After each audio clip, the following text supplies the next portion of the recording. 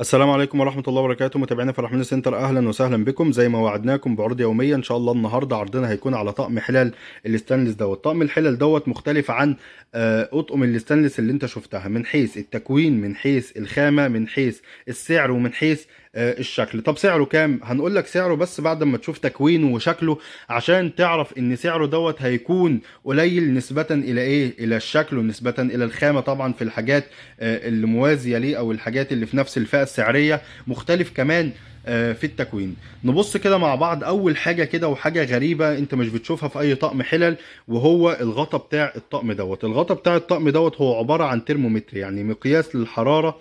يعني ده بيقيس لك درجة حرارة الحلة. ترمومتر بيقيس لك درجة حرارة الحلة، طبعا في كل الغطيان.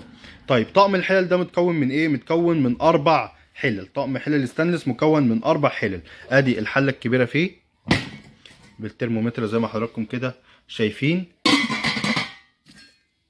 حلة كمان، وادي حلة، وادي حلة. بس كده يا رحماني؟ لا، ده انا معايا طاسة، ستانلس، طاسة ستانلس بالغطا الجميل والرهيب ده. شايفين التقسيم بتاع الطاسة؟ طب الطقم دوت، يعني زي ما احنا بنقول الستانلس محتاج يكون فيه قاعدة كبيرة، يعني قاعدة سميكة عشان توزيع الحرارة. شايفين حضراتكم القاعدة تقيلة، والطقم تقيل فعلا. الطقم تقيل نسبة، زي انت هتتفاجئ من سعره لما تبص كمان في التكوين. يبقى انا معايا طاسه بالغطا، 4 حلل، ومعايا مصفى. يعني دي هستخدمها مصفى، وممكن استخدمها ايه تاني؟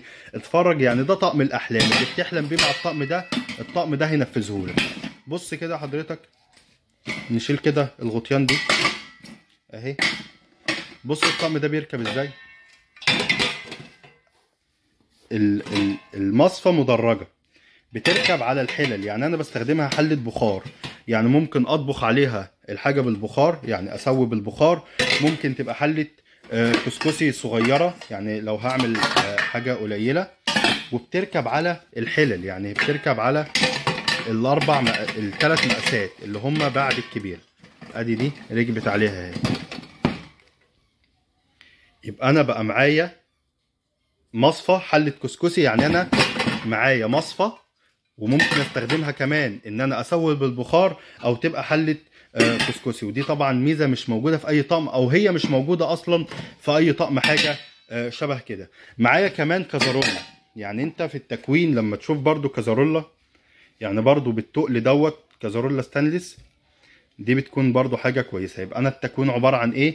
عباره عن 4 حلل، عباره عن مصفى. المصفى ديت مدرجه، بتركب على الثلاث حلل اللي بعد الكبيره. ممكن استخدمها اسوي بيها البخار، او تبقى حله كسكسي. طبعا بركبها على الثلاث حلل. معايا الطقم نفسه مدرج، الحله تقيله. ولو بصينا عليها برضو عشان ما حدش يضحك عليكي وانت بتشتري الطقم ده، بتقراي كده بتلاقي ايه؟ موديل جيرماني. ممكن حد يقول لك ده الطقم ده الماني. طبعا ما تصدقش ان الطقم ده الماني، لانه هو الالماني سعره بيكون اعلى من كده بكتير. طب ده سعره كام؟ سعره حاليا 2100 جنيه.